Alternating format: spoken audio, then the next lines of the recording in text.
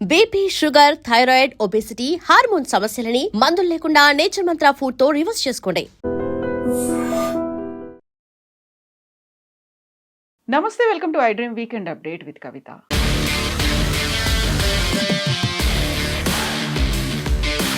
మనతో పాటుగా ఉన్నారు మన తెలంగాణ ఎడిటర్ దేవులపల్లి అమర్ గారు. సార్ నమస్తే. నమస్తే. ఇక్కడ వాళ్ళు చెప్తున్నటువంటి మాటలు, రాహుల్ గాంధీ విపరీతంగా విదేశీ పర్యటనలు చేస్తూ వస్తున్నారు, వాటన్నిటికీ డబ్బు ఎక్కడొస్తోంది, అందులో దేశద్రోహులతో ఆయన చేతులు కలిపాడేమో అనేటువంటి అనుమానాలు మాకు వస్తున్నాయి.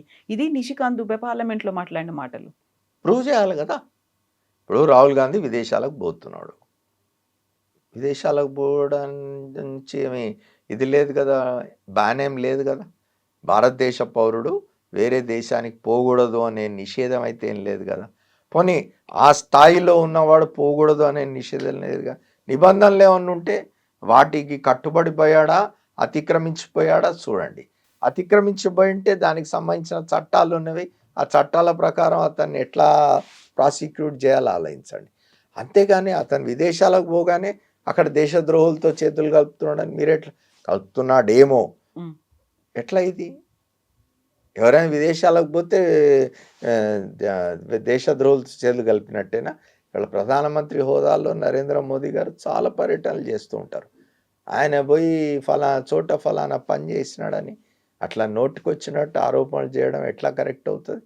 ప్రధానమంత్రి ఒక బాధ్యత గల స్థానంలో ఉన్న వ్యక్తి, ప్రధానమంత్రి ఈ దేశానికి చాలా ముఖ్యమైన దీనిలో ఉన్న వ్యక్తి. ఆయన గురించి ఇష్టం వచ్చినట్టు మాట్లాడకూడదు కదా. అది కూడా అదే ఇది ప్రతిపక్ష నేతకు కూడా వర్తిస్తుంది.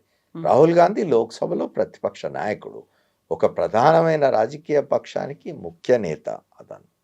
అట్లాంటి వాడిని పట్టుకొని మీరు ఆషామాషిగా మాట్లాడితే అది ఎట్లా అవుతుంది? అది ప్రధానమంత్రినైనా రాహుల్ గాంధీనైనా ఇంకే బాధ్యత గల నాయకుడి గురించి అయినా అట్లా ఆధారాలు ఉంటే వాటిని ప్రాపర్ వీటిలో పెట్టాలి, ప్రాపర్ చర్యలు తీసుకోవాలి. అంతేగాని నోటికి వచ్చినట్టు మాట్లాడడం సరైనది. ఇప్పుడు పార్లమెంటు సజావుగా సాగకుండా చేస్తోంది కూడా కాంగ్రెస్ పార్టీ. అందులో ఉన్నటువంటి కొంతమంది ఎంపీలను రెచ్చగొడుతున్నారు, పోడియం మీదకి వచ్చేలా చేస్తున్నారు, మోదీ మీద కూడా అటాక్ అయ్యేలా. ఒక దురదృష్టకరమైన పరిస్థితి ఏమిటి అని అంటే, స్పీకర్ స్వయంగా నేనే ప్రధానమంత్రిని రావద్దన్నాను సభకి. రాష్ట్రపతి ప్రసంగానికి, ఆయన బడ్జెట్ సమావేశాల్లో రాష్ట్రపతి ప్రసంగానికి సమాధానం ఇవ్వాల్సిన ప్రధానమంత్రిని సభకు రావద్దని నేనే సలహా ఇచ్చాను, ఆయన మీద కాంగ్రెస్ మహిళా ఎంపీలు దాడి చేస్తారని నాకు సమాచారం ఉన్నది అనడం ఎంత శోచనీయం అండి. అట్లా జరుగుతుందా? దానికి ప్రియాంక గాంధీ మంచి జవాబు ఇచ్చారామె. కానీ నిజంగా కూడా అట్లా జరుగుతా అంటే, ఇప్పుడు లోక్సభ అయినా అసెంబ్లీ అయినా ఆ ప్రెసిడెంట్స్, ఆ లోక్సభ అంతా కూడా స్పీకర్ ఆధీనంలో ఉంటుంది.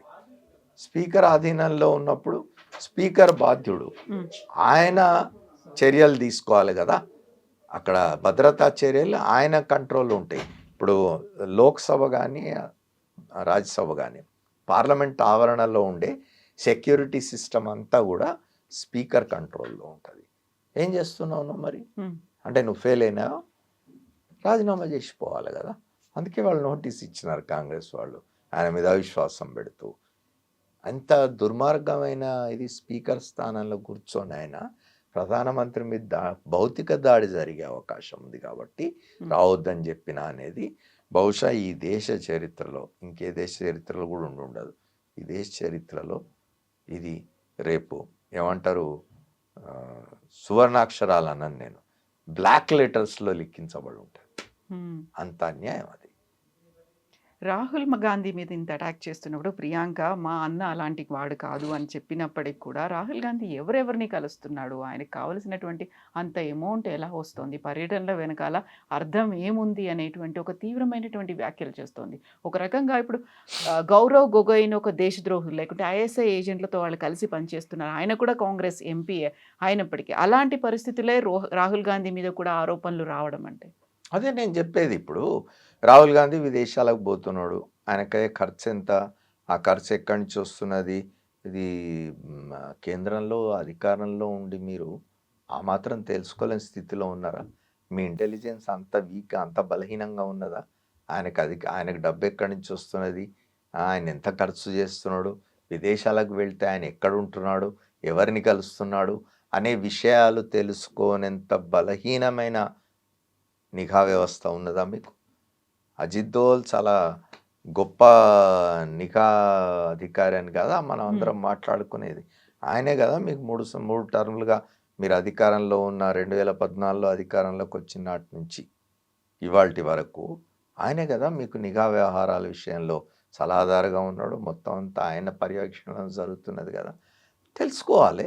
ఒకవేళ నిజంగా రాహుల్ గాంధీ ఈ దేశ భద్రతకు సంబంధించి కానీ లేదా ఈ దేశ సమైక్యతకు సంబంధించి కానీ వ్యతిరేకంగా ఏమైనా చేస్తూ ఉంటే చర్యలు తీసుకోండి, చూపియండి, ఆధారాలు చూపండి, దానికి సంబంధించిన కేసులు పెట్టండి, చర్యలు తీసుకోండి.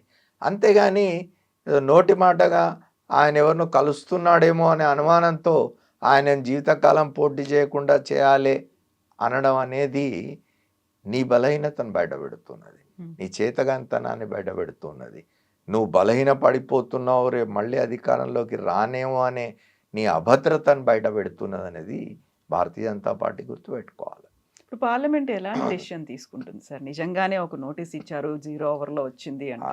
ఐ డోంట్ థింక్ అది నిషికాంత్ దుబే ఇచ్చిన నోటీసు ఇట్లా బయట చర్చకు అట్రాక్ట్ చేయడానికి ఉపయోగపడుతుంది తప్ప I don't think it is possible. అది అతన్ని జీవితకాలం పోటీ చేయకుండా అనర్హుడిగా ప్రకటించే నిర్ణయం తీసుకునే అవకాశం ఉందని నేను అనుకోవడం లేదు. అట్లాంటి ఏదైనా పిచ్చి పని వీళ్ళు చేసినా కూడా న్యాయస్థానాలవి, బయట అది లేకుండా ప్రజా కోర్టులవి. Thank you so much. Thank you very much. Thank you sir. Thank you.